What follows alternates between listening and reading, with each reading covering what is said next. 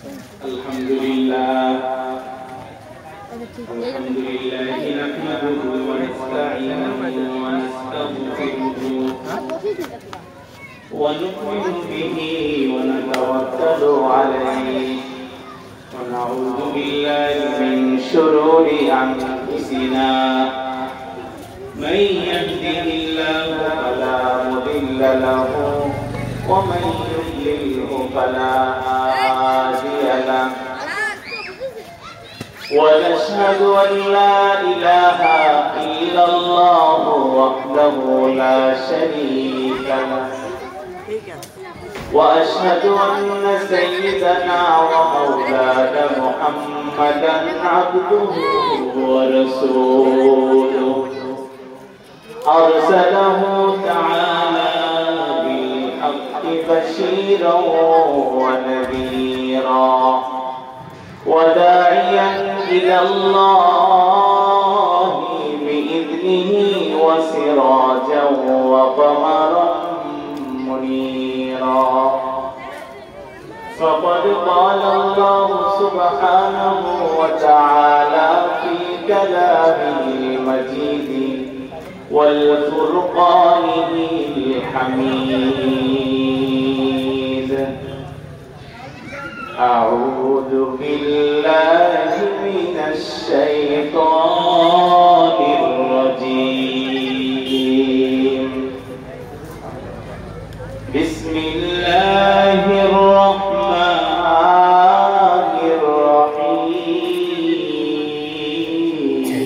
الرحيم شهر رمضان الذي أنزل فيه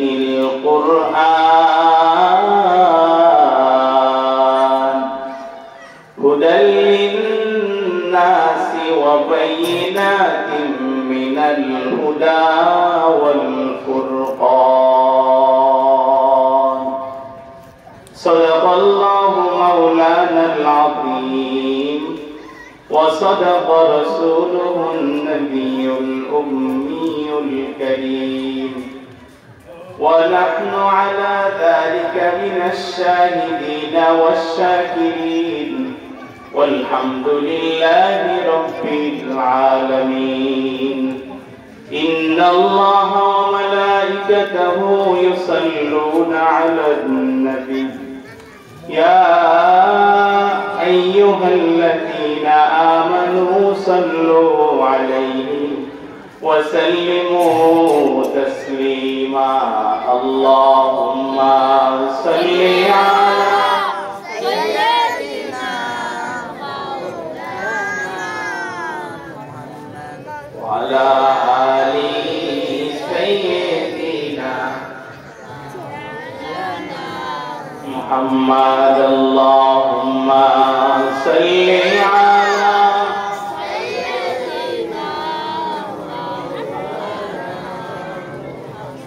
وعلى آل سيدنا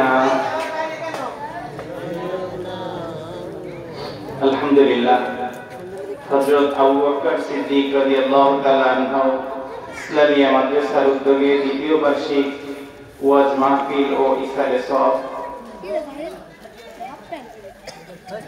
উপস্থিত আছেন সম্মানিত উলামায়ে কেরাম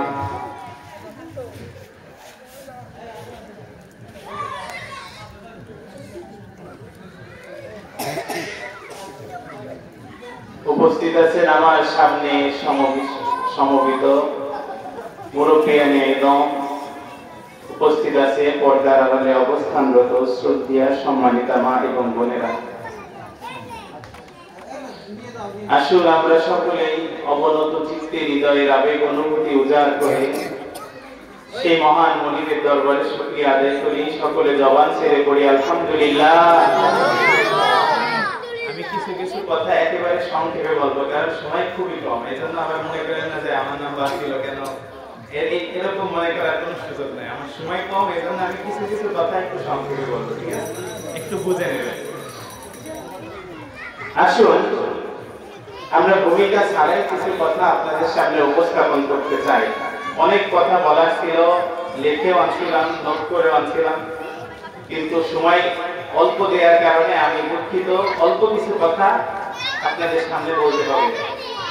যদি পোলাপানগুলো একটু বসা করতেন অনেক ভালো হতো। এই বাচ্চারা তুমি একটু নিচে বসা, আসো এই নিচে বসা, আপনারা একটু সামনে আগে আসেন, পিছনে যারা বসছেন একটু সামনে আগে আসেন। কোরআনের মজলিসে যদি কেউ মন খারাপ করেন না, কাকে ইন্ডিকেট করে আমি বলতেছি না, যে হাদিসের ভাষায় কোরআনের মজলিসে যদি কেউ ফাঁকা রাখে, ওই ফাঁকা জায়গা পূরণ করে শয়তান। কে পূরণ করে? আমরা কি কোরআনের মজলিসে শয়তানকে জায়গা দিতে চাই? একটু জোরে বলেন, শয়তানকে জায়গা দিতে চাই? যদি না চাই, আমরা একটু জমে জমে অল্প সময় কথা হবে ইনশাআল্লাহ। আসুন, যেহেতু মাদ্রাসার মাহফিল, এখানে আজে বাজে কোনো কথা বলা বা কোনো ঘটনা, কোনো কিস্সা কাহিনী বলার জায়গা না। এটা মাদ্রাসার মাহফিল, মাদ্রাসার একটা হক আছে, এই হক আমাদেরকে আদায় করা লাগবে। পারবো তো ইনশাআল্লাহ? আসুন, আমরা কোরআন হাদিস থেকে অল্প সময় কিছু আলোচনা হবে। আমাদের সামনে আসতেছে, একেবারে ভূমিকা ছাড়াই কথা বলতেছি, ভূমিকা অনেক কথা ছিল। আসুন আমরা দুরূদ শরীফ পড়ে নেই। বিশ্ব মানবতার মুক্তির দিশারি জনাবে মুহাম্মদ রাসূলুল্লাহ সাল্লাল্লাহু আলাইহি ওয়াসাল্লামের প্রতি। আমাদের সামনে আসতেছে রমজান মাস। কোন মাস একটু বলেন তো? সব দিক ভাজায় খুঁজায় কথা বলা লাগবে, যেহেতু সময় কম। আমাদের সামনে আসতেছে কোন মাস? লোক নাই যে কি করবে, এই আজকে মাসে কি করবে, লোক নাই, আমি একটু ঘুরে আসি। আসুন, এই যে ব্যক্তিটা কেবল আমাদের স্টেজ থেকে বের হয়ে গেল, এর আলোচনাও আমি আজকে নোট করে আনছিলাম, প্রতিমধ্যে তার সাথে দেখা হয়ে গেছে। আসুন আমরা আস্তে আস্তে করে শুরু করি। আমাদের সামনে কোন মাস আসতেছে? রমজান মাস। আরবিতে 12টা মাস আছে। এই মাসের নাম আপনারা কি কেউ জানেন? কোনো মতন ধাক্কায় ধুক্কায় শুধু রমজান মাসের নামটা জানি, তাও অনেকে মনে করে যে এটা মনে হয় বাংলা মাসেই না, তাই না? এই রমজান শুনতে শুনতে আর মনে হয় না যে এটা আরবি নাম। এটা হচ্ছে আরবি নাম। আরবিতেও 12টা মাস আছে। কয়টা মাস আছে? 12টা মাস আছে। এই যে যারা আশেপাশে দৌড়াদৌড়ি চিল্লাচিল্লি করতেছে, দোকানপাটে ঘুরতেছে, এরা মনে করতেছে যে আমরা মাহফিলা কি শুনবো, হুজুরা কি বলবে, সব তো আমরা জানি। কি এরকম ভাবসাব একটা আছে কিনা? অথচ আপনি ওকে ধরে আনেন, ওর গলার মধ্যে একটা হাত দিয়ে ধরে বলেন যে তো তুই সব পারবি, তুই হুজুরের থেকেও ভালো পারবি, বুঝলাম, তুই ওযুর ফরজ কয়টা একটু বলেন তো। এই আশেপাশে যে কয়টা চিল্লাচিল্লি করতেছে, দোকানপাটে ঘুরতেছে, একটাও কি ওযুর ফরজ কয়টা বলতে পারবে? অথচ মাদ্রাসা ছোট্ট ছোট্ট শিশুদেরকে আপনি একটু দাঁড় করে ধরেন যে তুই বাবা মাত্র 1 বা 2 তে পড়ো, তুমি ওযুর ফরজটা বলো, দেখবেন ঠাস ঠাস করে ওযুর ফরজ বলে পারবে কিনা?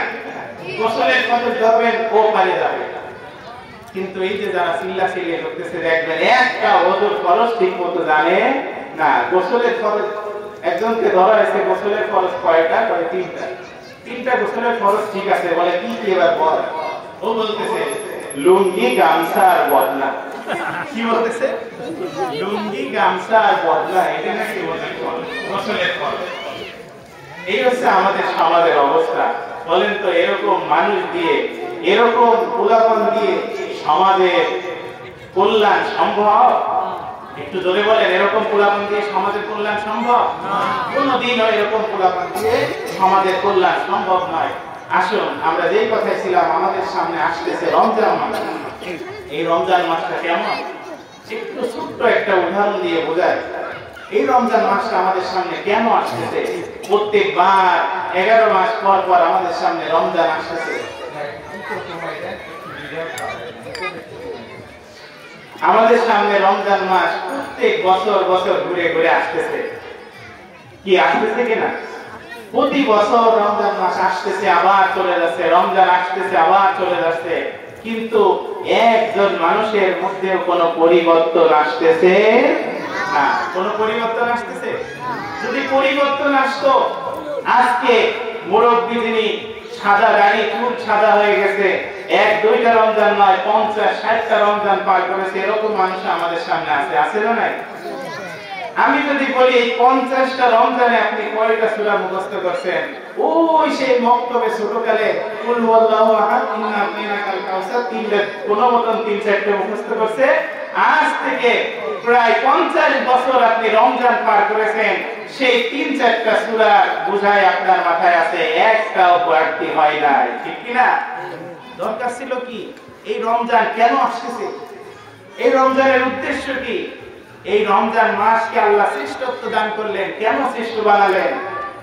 একটা উদ্দেশ্য আছে না? না, এই রমজানে আল্লাহ রব্বুল আলামিন কোরআনুল কারীম নাযিল করেছে, এই জন্য এই মাসকে সবচাইতে দামি মাস বানাইছে। সুবহানাল্লাহ। আসুন আমরা ছোট্ট একটা উদাহরণ দিলে আরো ভালো বুঝবেন। এক লোক 50-60 কিলো বা 200-300 কিলো যখন গাড়ি চালায়, ওই গাড়িটা চালানোর পরে এরপরে গাড়িটা নিয়ে গ্যারেজে ঢুকায় কিনা? গ্যারেজে ঢুকানোর পরে পরবর্তী দিন আবার ওই গাড়িটা বের করেই মনে হয় চালানো শুরু করে, তাই না? না, গাড়িওয়ালা কি করে? ওই গাড়িটা পরবর্তী দিন বের করে ওয়াশ সেন্টারে নিয়ে যায়। নেওয়ার পরে গাড়িটা সুন্দর করে পরিষ্কার করে ধোয়ার পরে তেল মোবিল সব কিছু চেক করে, এরপরে ওই গাড়িটা পরবর্তী দিন চলার উপযুক্ত হয়, ঠিক কি না? এই রমজান ঠিক এমনই। 11 মাস আপনার আমার মধ্যে গুনার বোঝা জমে যায়। এই গুনার বোঝাকে ধুয়ে মুছে পরিষ্কার করার জন্য আল্লাহ রমজান দিয়েছে। আর এই গুনাহ, এই যে অপকর্ম যা কিছু আছে সব কিছু ধোবো কি দিয়ে? গাড়ি তো ধুই আমরা পানি দিয়ে, কিন্তু আপনি গুনাহ এইগুলো ধুইবেন কি দিয়ে? এর প্রেসক্রিপশন ওষুধ কোথায় পাবেন? আল্লাহ রাব্বুল আলামিন কোরআন নামক একটা প্রেসক্রিপশন দিলেন। এই অনুযায়ী আপনাকে জীবন গড়ার একটা শপথ নিয়ে রমজান মাসে পবিত্র হয়ে একেবারে পরিষ্কার হয়ে বাকি 11 মাস আপনার আমার শরীর চলার উপযুক্ত হয়। সুবহানাল্লাহ। কথা কি বুঝে আসছে রমজান কেন আসে? আসুন, এক লোক এসে এই কোরআন আমাদের জন্য তাহলে কি স্বরূপ আসছে? প্রেসক্রিপশন স্বরূপ। কি স্বরূপ? এই কোরআন আসছে কেন? প্রেসক্রিপশন। এক লোক ডাক্তার দেখাতে গেছে, যাওয়ার পরে ডাক্তার সুন্দর করে একটা প্রেসক্রিপশন লিখে দিয়েছে। এমবিবিএস ডাক্তার, ঝিনাইদহ জেলার সবচেয়ে বড় ডাক্তার, সুন্দর হাতের লেখা, সুন্দর করে একটা প্রেসক্রিপশন লিখে দিয়েছে যে তুমি এই অনুযায়ী ওষুধগুলো খাও, তোমার ব্যথা ভালো হয়ে যাবে। কি হবে? ব্যথা ভালো হয়ে যাবে। প্রেসক্রিপশনটা উনি নিয়ে আসছে, আনার পরে সুন্দর করে সুপার যে টেবিল ছিল ওই টেবিলের নিচে সুন্দর করে সাজায় রাখছে। প্রতিদিন একবার বের করে আর প্রেসক্রিপশনের দিকে তাকায়, কত সুন্দর প্রেসক্রিপশন আমাকে দিয়েছে এই বলে আর চুমো খায়, আবার সুপার টেবিলের নিচে রেখে দেয়। এরকম 1 মাস 2 মাস চলে যায়, তার ব্যথা আর ভালো হয় না। কি হয় না? ডাক্তারের কাছে এবার গেছে, বলতেছে ডাক্তার আপনি কি প্রেসক্রিপশন দিয়েছেন? প্রত্যেক দিন একবার করে চুমো খাইছি কিন্তু এখনো ব্যথা ভালো হয় না, আমার কারণ কি? ডাক্তার বলতেছে আরে বেটা, তোমাকে প্রেসক্রিপশন দিয়েছে, এখানে ওষুধের নাম লেখা আছে, বাজার থেকে টাকা দিয়ে ওই প্রেসক্রিপশন অনুযায়ী ওষুধ কিনে তুমি ওষুধ খাবা, এরপরে তোমার রোগ ভালো হবে, ঠিক কি না? অথচ আল্লাহ রাব্বুল আলামিন ঠিক প্রেসক্রিপশনের মতো একটা কোরআন আমাদের সামনে দিলেন। আমরা কি করি? মাঝে মাঝে একটু নামাই, টাক থেকে চুমো খেয়ে আবার আমরা রেখে দেই। বলেন তো এরকম 1-2টা নয়, 50-60টা রোজাও যদি রমজান যদি আমরা পার করে ফেলি, কোরআন ছাড়া যদি রমজান পার করতে থাকি, কোনো উপকার আমরা পেতে পারি? বলেন কোন উপকার পাওয়া আদৌ সম্ভব? না। একবার এই দিক থেকে সাউন্ড করবেন, একবার এই দিক থেকে বলেন, দুইটা সাউন্ড একরকম করে, এই দিক থেকে আওয়াজ নাই। আসুন আমরা তাহলে যেহেতু মাদ্রাসার মাহফিল, আমরা আজকে এই কোরআন থেকে অল্প কিছু কথা শুনে বাড়িতে যাব ইনশাআল্লাহ। আসুন আমরা যে এই কথাগুলো শুনতে চাই, কোরআন আমাদের জীবনে কেন জরুরি একটু বলেন তো। আজকের আলোচনার বিষয় কি? কোরআন আমাদের জীবনে কেন জরুরি? একটু সবাই বলেন তো, কোরআন আমাদের জীবনে কেন জরুরি? 5টা বিষয় আজকে আলোচনা হবে। কয়টা বিষয়? একটু দুই হাত উঁচু করে বলেন তো, কয়টা বিষয়? 5টা। এই হলো জোর, এই মুসল্লি নিয়ে ওয়াজ করা যায়। একটু জোরে বলেন, কয়টা বিষয়? আসলে আমাদের চারপাশে কিছু শয়তান আছে, শয়তানগুলো দূর করে এরপরে আমরা আলোচনা শুরু করব। আমি একটা তাকবীর দেব 30 সেকেন্ডে, এর মধ্যে আমরা আলোচনা শুরু করব। সবাই রেডি তো? পকেটে হাত বের করেন তাকবীর দেওয়ার জন্য। অল্প কিছু সময় আলোচনা চলবে, একটু তেল মোবিল ঢুকাই নি, নাহলে তো চলবে না। আসুন, রেডি তো সবাই? হ্যাঁ, এই বুক বরাবর হাত আনেন। লিল্লাহি তাকবীর, আল্লাহু আকবার, আল কোরআনের আলো, আল কোরআনের আলো, আল হাদিসের আলো, তোমার নেতা আমার নেতা। এই মুসল্লি নিয়ে যুদ্ধে যাওয়া অসম্ভব, একটু জোরে বলেন, তোমার নেতা আমার নেতা।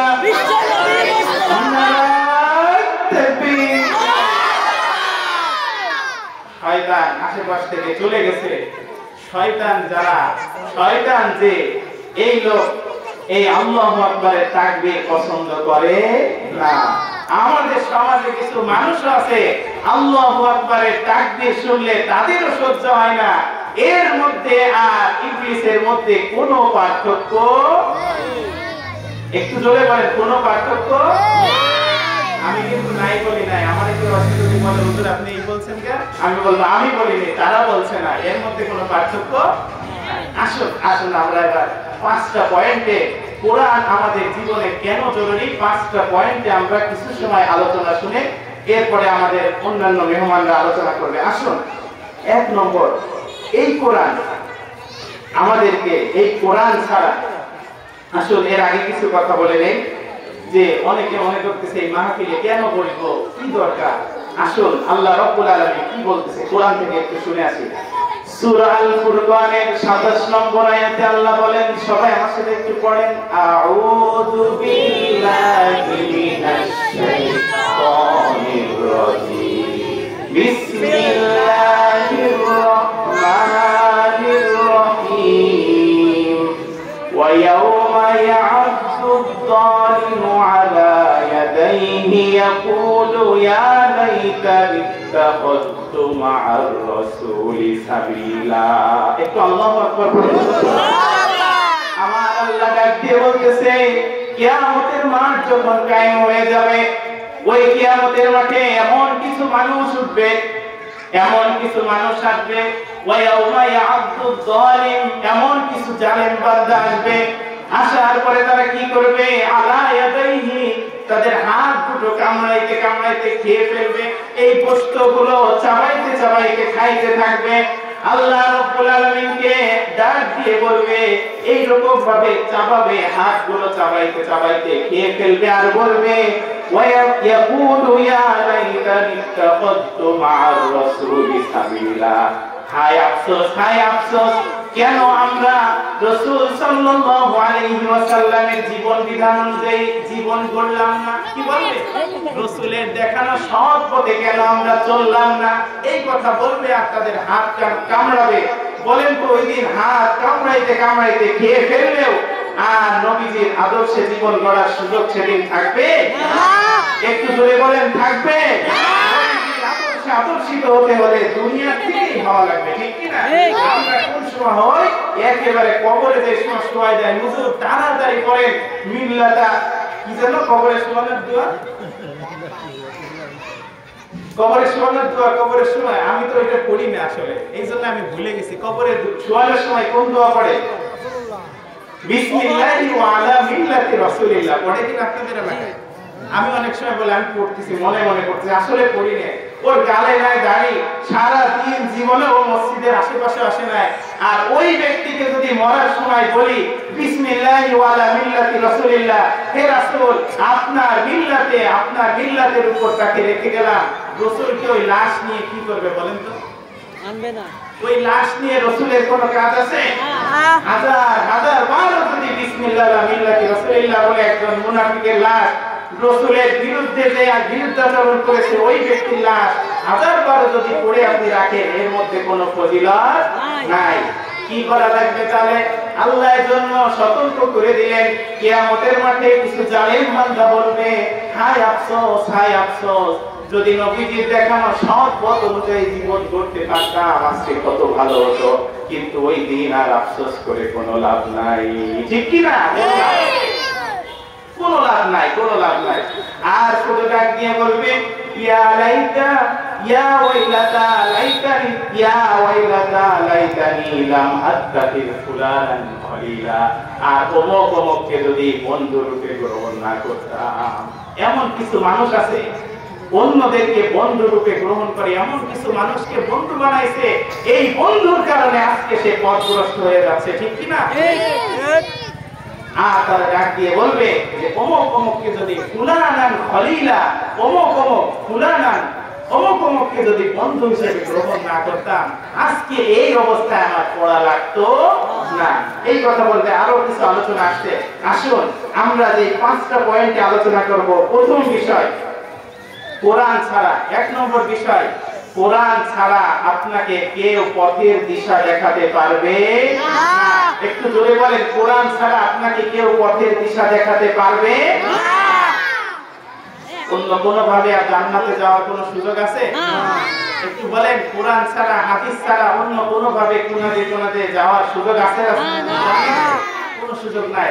এখন আবার যুবকরা বলতে পারে, হুজুর আমাদের কাছে এখন মোবাইল আছে, টাচ মোবাইল, আমাদের এই মোবাইলের মধ্যে গুগল লোকেশন আছে, আমরা এইখান থেকে ঢাকার একটা জায়গা যদি সিলেক্ট করে দেই, এইখান থেকে ঢাকা কোন কোন রাস্তা দিয়ে যাব সব কিছু আমাদেরকে দেখায় দেয় মোবাইল, দেয় কিনা? মুরব্বীরা অনেকে জানে না, কিন্তু যুবক যারা তারা জানে যে আপনি এই যে জায়গা আছেন এই জায়গার ঠিকানা দিয়ে দেবেন, আর আপনি কোন জায়গা পৌঁছাতে চান ওই জায়গার ঠিকানা লিখে দেবেন। এরপরে গুগল লোকেশনে মোবাইল সুন্দর একটা রাস্তা, কোন দিক দিয়ে যাবেন একটা রাস্তা মোবাইল দেখায় দেয়। অথচ আল্লাহ রাব্বুল আলামিন আপনি আমি প্রতিদিন এমন একটা সূরা তেলাওয়াত করতেছি, এই সূরার মধ্যেও আমরা কোন জায়গা যেতে চাই আর কোন জায়গা আছি এর একটা ঠিকানা আল্লাহকে আমরা বলতেছি, আল্লাহ আমাদেরকে সোজা একটা রাস্তা দেখায় দেন। সুবহানাল্লাহ, সুবহানাল্লাহ। আল্লাহ বলেন, আমরা প্রতিদিন নামাজে দাঁড়ানোর পরে পড়তেছি ইয়্যাকা না'বুদু ওয়া ইয়্যাকা নাস্তাঈন। আল্লাহকে ডাক দিয়ে বলতেছি ইয়্যাকা না'বুদু, ওগো আল্লাহ আমরা তোমার ইবাদত করি, তোমার কাছে সাহায্য চাই। একটু জোরে বলেন, তোমার কাছে সাহায্য চাই। আল্লাহ বলতেছে ইয়্যাকা না'বুদু ওয়া ইয়্যাকা নাস্তাঈন, ওগো আল্লাহ কি সাহায্য চাই? ইহদিনাস সিরাতাল মুস্তাকিম, আমাদেরকে সিরাতে মুস্তাকিমের রাস্তা দেখাও, সরল সঠিক একটা রাস্তা দেখাও। সুবহানাল্লাহ, সরল সঠিক একটা রাস্তা দেখানোর কথা প্রতিদিন আল্লাহকে বলতেছি। আর আল্লাহ কি বলতেছে, এই কোরআন ছাড়া সঠিক পথের দিশা কেউ দেখাতে পারবে না। এবার আসেন, আমার আল্লাহ রাব্বুল আলামিন সূরা ইব্রাহিমের মধ্যে বলতেছেন আলিফ লাম রা কিতাবুন আনজালনাহু ইলাইকা লিতুখরিজান নাসা মিনাদ যুলুমাতি ইলান নূর। আলিফ লাম রা দিয়ে আল্লাহ কি বুঝালেন? আল্লাহ রাব্বুল আলামিন এরকম কাটা কাটা শব্দ কোরআনের মধ্যে ব্যবহার করেছেন। আলিফ লাম রা, ইয়াসিন, শুনছেন নাকি এরকম ছোট ছোট হরফ শুনছেন? আয়াত আলিফ লাম রা হামিম, এরপরে ইয়াসিন, তাহা, নুন, কফ, এরকম ছোট ছোট আয়াত আল্লাহ সূরার শুরুতে ব্যবহার করেছেন। এই ব্যবহার করে আল্লাহ রাব্বুল আলামিন কোরআনের মধ্যে 29 জায়গা এরকম হরফ ব্যবহার করেছেন। কয় জায়গা? 29 জায়গা। আর 29 জায়গার মধ্যে একটা বিস্ময়কর তথ্য শুনেন, 29 জায়গার মধ্যে আল্লাহ রাব্বুল আলামিন 26 জায়গা এরকম হরফে মুকাত্তার ছোট হরফ আলিফ লাম রা, ইয়াসিন এরকম ছোট ছোট হরফ ব্যবহার করে ইহুদি খ্রিস্টান দুনিয়ার মানুষদেরকে চ্যালেঞ্জ করে আল্লাহ রাব্বুল আলামিন এই কোরআনের কথা বলছেন। কিসের কথা বলছেন? কোরআনের কথা বলছেন। কয় জায়গা? 26 জায়গা আল্লাহ এই হরফে মুকাত্তার ছোট ছোট কাটা হরফ ব্যবহার করে 26 জায়গা এই কোরআনের শ্রেষ্ঠত্ব বর্ণনা করছে। সুবহানাল্লাহ। এই আয়াতে ঠিক এমনই বর্ণনা, কিতাবুন আনজালনাহু ইলাইকা লিতুখরিজান নাসা মিনাদ যুলুমাতি ইলান নূর। আমার আল্লাহ ডাক দিয়ে বলতেছে কিতাবুন আনজালনাহু ইলাইকা, এই কোরআন আমি আল্লাহ রাব্বুল আলামিন নাযিল করেছি। এই কোরআন কে নাযিল করেছে? আল্লাহ। একটু জোরে বলেন, কে নাযিল করেছে? এবার আসেন আল্লাহ কেন এই কোরআন নাযিল করেছে। এর পরবর্তী অংশে আল্লাহ বলেন লিতুখরিজান নাসা মিনাদ যুলুমাতি ইলান নূর, মানুষদেরকে অন্ধকার থেকে বের করে আলোর দিকে নিয়ে আসার জন্য। কিসের জন্য? মানুষদেরকে অন্ধকার থেকে বের করে আলোর দিকে আনার জন্য এই কোরআন আল্লাহ অবতীর্ণ করেছে। কেন অবতীর্ণ করছে? একটু জোরে বলেন আল্লাহ কেন অবতীর্ণ করছে এই কোরআন? অন্ধকার থেকে আলোর দিকে আনার জন্য। অথচ আমরা আজকে এই কোরআনকে বানাইছি মরা মানুষের খতম পড়া কিতাব, ঠিক কি না? এই কোরআন আল্লাহ বলল মানুষদেরকে যারা মরে যায় ওদেরকে আমরা মানুষ বলি, ওদের আলাদা একটা নাম আছে, বলেন তো কি নামটা? লাশ। কি বলি? এইটা আব্দুর রহিমের লাশ, আব্দুল্লাহর লাশ। আমরা এই লাশ শব্দ ব্যবহার করি, ওদের পরে আর মানুষ শব্দ ব্যবহার থাকে না, ওইটা যখন লাশ হয়ে যায়। আল্লাহ বললেন আমি আল্লাহ রব্বুল আলামিন এই কোরআন মানুষদেরকে অন্ধকার থেকে আলোর দিকে আনার জন্য এই কোরআন নাযিল করেছি। আমরা কি করতেছি? মানুষ যখন মরে যায়, লাশ হয়ে যায়, তখন তার জন্য সুন্দর করে কোরআন পড়ি। বলেন যে এই কোরআন যদি তার কানের কাছে 1000 বার পড়া হয় তার কোনো লাভ আছে? কোনো লাভ নাই। পড়তে হবে আপনার আমার, এই অনুযায়ী জীবন করতে হবে, তাইলে না লাভ আছে। তাহলে এক নম্বর আমরা যেটা শুনলাম যে এই কোরআন ছাড়া আপনাকে পথের দিশা কেউ দেখাতে পারবে না। আমরা অনেকে বলি নবীজির যুগ, ওই যুগটা কত খারাপ যুগ, জাহেলি যুগ, বলি কিনা? জাহেলি যুগ কেন বলি? তাদের মধ্যে 5টা দোষ ছিল। কয়টা দোষ? 1 নম্বর দোষ, তারা নারীদেরকে সম্মান দিত না, ডাকাতি ছিল তাদের পেশা, এতিমের সম্পদ মেরে খাওয়া ছিল তাদের নেশা, যুদ্ধ বিগ্রহ করত আর মূর্তি পূজা করত। এই 5টা দোষের কারণে আমরা তাদেরকে দুনিয়ার সবচাইতে খারাপ যে শব্দ অর্থাৎ যে জাহেলি যুগ তাদেরকে আমরা বলি, অন্ধকারের যুগ বলি। অথচ আপনি দেখেন তো আপনার আমার সমাজে নারীদেরকে সম্মান দেয়? একটু জোরে বলেন, নারীদেরকে সম্মান দেয়? চুরি ডাকাতি একটাও নাই। আছে কি? আছে নাকি? আছে। কোন খারাপে তো সল্টু পাই নাই বললেই চলে। কি কোন কি আছে সল্টু পাই? আছে। তাহলে দেখেন আমরা বলি ওই নবীজির যুগে, ওই যুগ জাহেলি যুগ, ওই যুগ কত খারাপ ছিল, কত বড় জাহেলি অন্ধকারের যুগ। আপনি একটু মিলায় দেখেন। শুধুমাত্র আমরা মনে করি এই লাইটিং ব্যবস্থা সুন্দর, আলো থাকলেই এই যুগ আলোকিত যুগ হতে পারে না। যে যুগে কোরআনের শাসন আসছে ওই যুগকে প্রকৃত আলোক শাসন বলে, ঠিক কি না? ওই যুগকেই বলে আলোকিত যুগ। শুধু লাইট দিয়ে কোনোদিনও আলোকিত করা যায় না। একজন চোরকে আপনি ধরে ওর কাছে 40-50টা লাইট যদি দেন, বলে তুই এই লাইট গুলো নিয়ে সুন্দর করে পথ চলবি, তুই আর চুরি টুরি করিস না, ও যে এই লাইট গুলোকে ভালো হওয়ার জন্য দেবেন, ওই লাইট গুলো নিয়েও পালাবে, ঠিক কি না?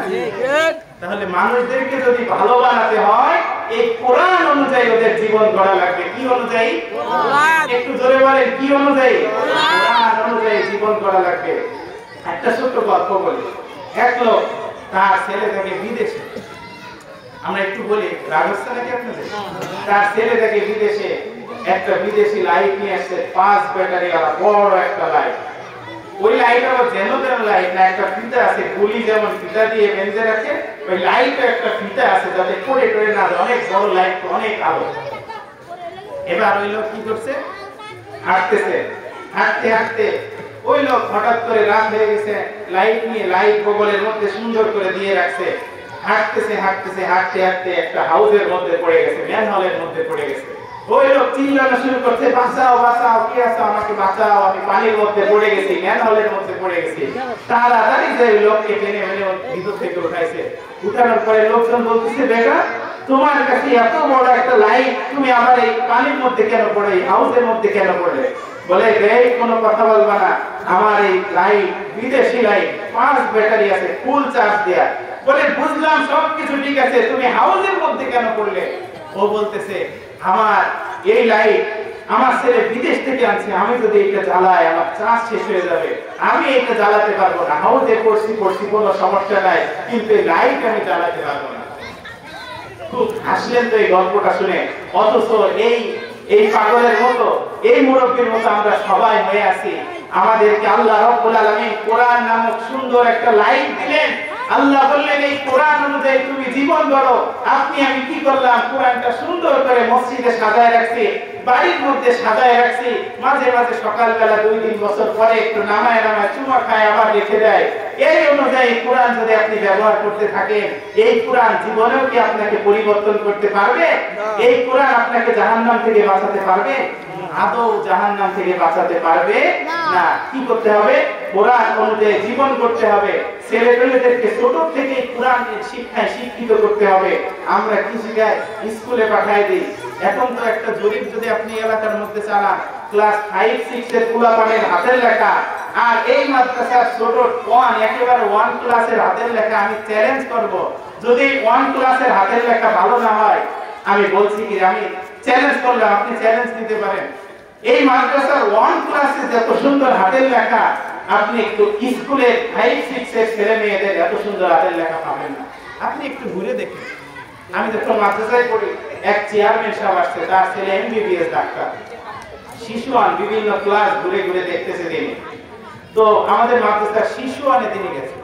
তো যাওয়ার পরে এই ছোট ছোট ছেলেপেলে এত সুন্দর করে ছেলেদের মধ্যে লিখতেছে, উনি দেখে চোখ দিয়ে পানি ফেলে দিয়েছে, বলতেছে কি রে এত সুন্দর হাতের লেখা, আমার ছেলে এমবিবিএস ডাক্তার করে। ওবার হুজুরকে ডাকতেছে, বড় হুজুরকে ডাক দিয়ে বলতেছে, হুজুর বিশ্বাস করবেন কিনা জানি না, আমার ছেলে এমবিবিএস ডাক্তার করে, তার হাতের লেখা এই শিশুয়ানের ছেলের থেকেও খারাপ। সুবহানাল্লাহি ওয়া বিহামদিহি। দেখেন মাদ্রাসার উস্তাদরা কত চেষ্টা করে ছেলে মেয়েদের জন্য। আপনি মাঝে মাঝে একটু আসবেন, একটু ঘুরবেন। শুধু দূর থেকে মাদ্রাসা করলে তো হবে না, মাঝে মাঝে এসে দেখবেন তাদের হাতের লেখা কেমন, তাদের পড়াশোনা কেমন। রাস্তায় দেখা হলে ধরবেন, বাবা একটু বল গোসলের ফরজটা কি, বাবা একটু বল ওযুর ফরজটা কি, মা বাবার সাথে কেমন আচরণ করতে হবে একটু বল। দেখবেন কত সুন্দর সুন্দর করে বলে দেয়। আপনি স্কুলের একটা 6, 7 এর পোলাপানের থেকে এতটুকু পাবেন না। কি পাবেন নাকি? গোসলের ফরজ ধরলেও আপনি তাদের কাছ থেকে বোম মারলেও গোসলের ফরজ তাদের মুখ দিয়ে বেরোবেন। আছে না নাই? তাহলে আমরা আমাদের সন্তানদেরকে মাদ্রাসায় পড়াতে পারবো তো ইনশাআল্লাহ? কোরআনের শিক্ষায় শিক্ষিত করতে পারবো তো ইনশাআল্লাহ? আসুন, সময় শেষ হয়ে গেছে। আমি 5টা পয়েন্টের উপরে আলোচনা করতে চাইছিলাম, হুজুর আগেই আমাকে সময় বলে দিয়েছে, আমি আলোচনার লাইন আগেই হারাই ফেলছি। কোনটা রেখে কোনটা বলবো আমি নিজেই বুঝতে পারি না। আসলে এই সংক্ষিপ্ত সময়ে যে কথাটুকু বললাম, আপনারা তো একটু হলেও বুঝছেন যে কোরআন অনুযায়ী আমাদের জীবন করতে হবে। কোরআন শুধু তাকের মধ্যে সাজায় রাখলে হবে না। কি করতে হবে? কোরআন যদি তাকের মধ্যে সাজায় রাখি, ওই লাইট আলা যেমন বাথরুমের ম্যানহোলের মধ্যে পড়ছে, আপনি আমি ওরকম জাহান্নামের মধ্যে পড়ার জন্য প্রস্তুত থাকতে হবে। আর যদি কোরআন অনুযায়ী জীবন করতে পারি, এই কোরআনের আলোয় আলোকিত হতে পারি, তাহলে আপনার আমার জন্য আল্লাহ রাব্বুল আলামিন সেই সুসজ্জিত জান্নাত রেখেছে। সকলকে এই কোরআন অনুযায়ী জীবন করে জান্নাতি হওয়ার তৌফিক দান করুন। সকলে একটু জোরে পড়ি আমিন। আসসালামু আলাইকুম ওয়া রাহমাতুল্লাহ। আবার যদি কখনো কোনো জায়গায় দেখা হয়, আবার আলোচনা হবে ইনশাআল্লাহ। আল্লাহ তাআলা কবুল করুন। আমিন।